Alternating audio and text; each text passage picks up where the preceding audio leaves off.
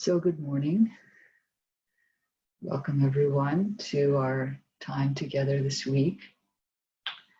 And what I wanted to talk about over these 5 days is a set of teachings that the Buddha gave about 5 areas of our experience where we tend to bring suffering on ourselves based on the way that we relate to them. So 5 particular areas where we have a tendency to relate to them in ways that are not helpful for our path, and hence not helpful also for others around us. And so we'll be looking at how we can deal skillfully with each of these 5 aspects of experience.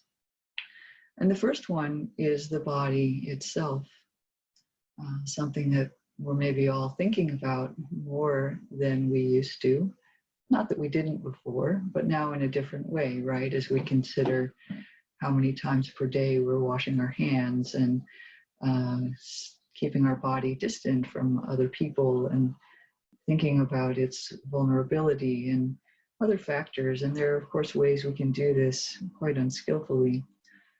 So I wanted to start with a little snippet from the teachings. There was once an old man named Nakula Pita, and he went to see the Buddha. And his issue was that he was very aged, but we can imagine, some of us are there too, but we can imagine also that it applies to any other ways that the body is, a challenge for us. And he goes to the Buddha and he says, what can I do in this condition that I'm in to help myself? And the Buddha gives him a very simple piece of advice. He suggests that he should think, although I am afflicted in body, I shall not be afflicted in mind.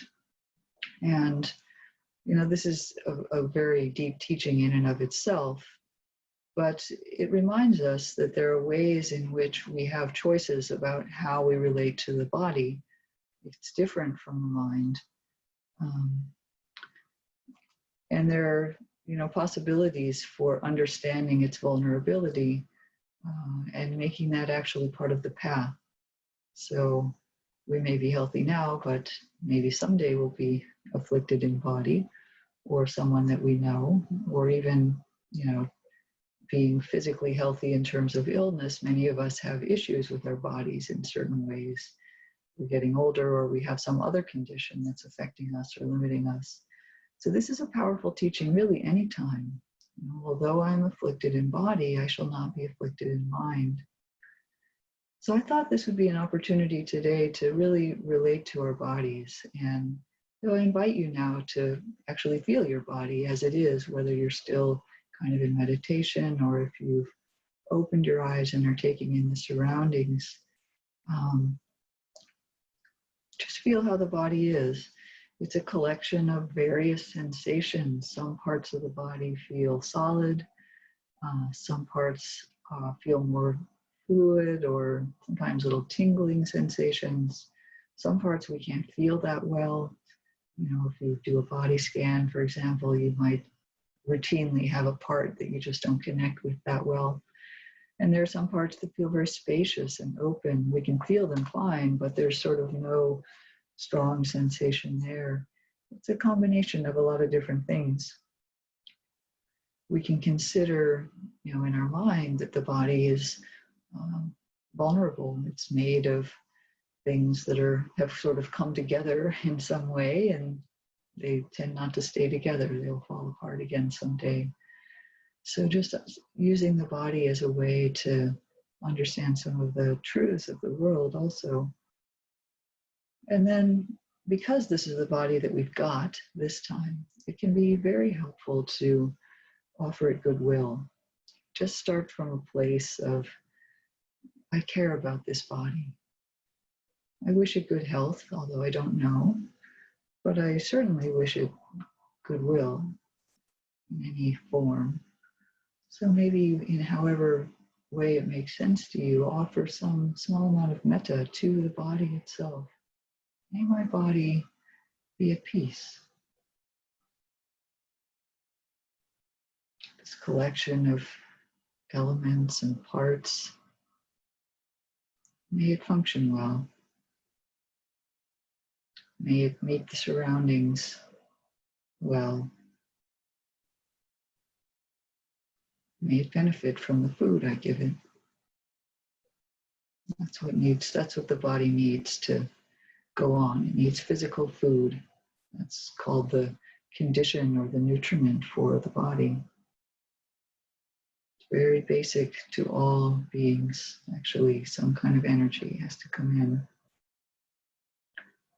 So we can consider that in our daily life, we would want to, especially at this time, exercise the body, eat well, sleep, all these basic things that this little collection of stuff needs, we should be doing, and doing with a sense of happiness that we get that chance to take care of these elements which allow us to be here. It's where the sense organs are contained. And then throughout the day, we can soften the body, breathe, take some time to breathe. And generally, give it a lot of respect. Feel our feet on the ground. Have awareness of our activity, what we're doing with the body. Are we sitting in a way that's comfortable and balanced? We might be doing more sitting than usual. So generally treating the body as a vehicle for our being here. And then on the cushion in your formal sitting meditation, if you like to do body practices, this is a great time to practice with the elements. That was what I kind of pointed us toward in the sitting, a little bit roughly. But the four elements are the element of earth or solidity, so felt in the bones and the solidness of the body sitting upright.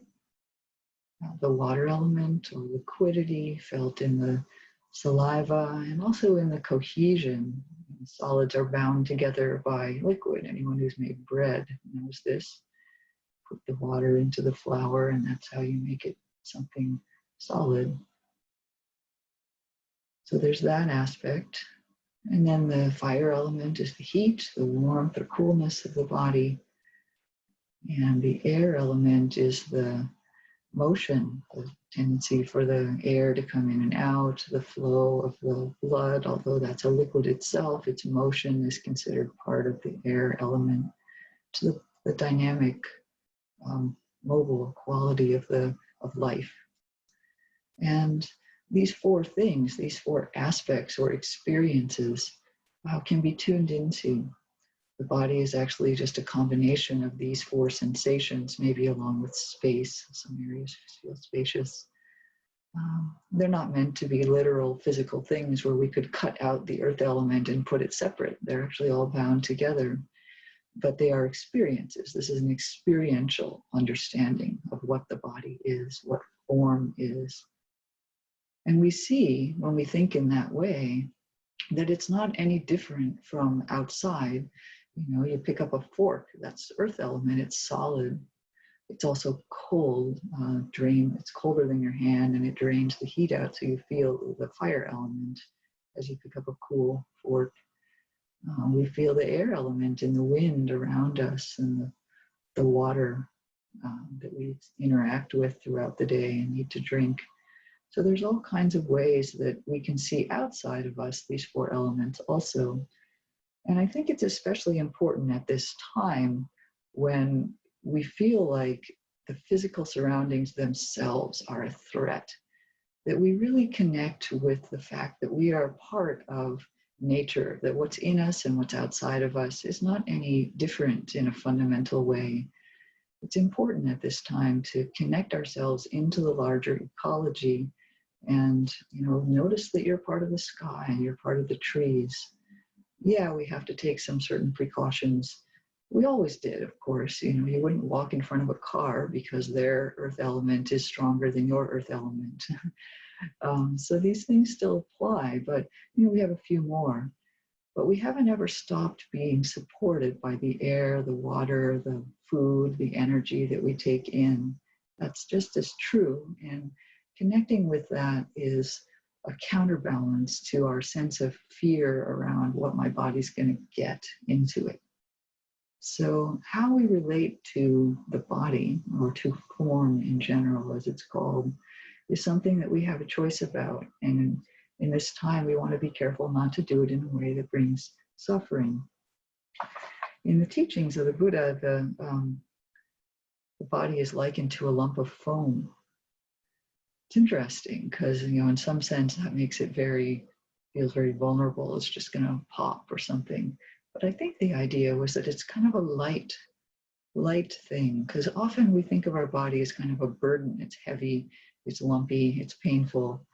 But the lump of foam gives it a sense of lightness. And to the degree to which we can experience our body that way, I think it's good also. So the body has its own path. It's wedded to the mind, but it's separate from the mind.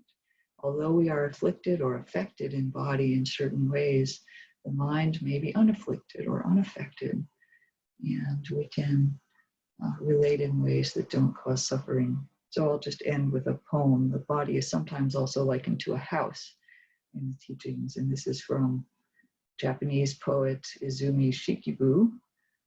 Although the wind blows terribly here, the moonlight also leaks between the roof planks of this ruined house.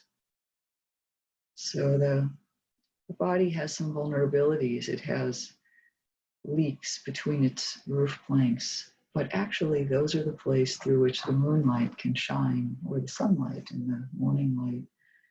And the light of the sun or the moon is often likened to awakening. So the broken parts and the vulnerabilities are the places where awakening happens. So may this be a day of care for your body and for the form world in general, the material world, relating to it well in ways that are supportive and not harmful. And tomorrow we'll continue and go on with the 4 other ways, that areas of experience where we may inadvertently bring ourselves suffering, and we'll talk about ways to relate to those well also. So thank you, everyone. I hope to see some of you tomorrow. Take care.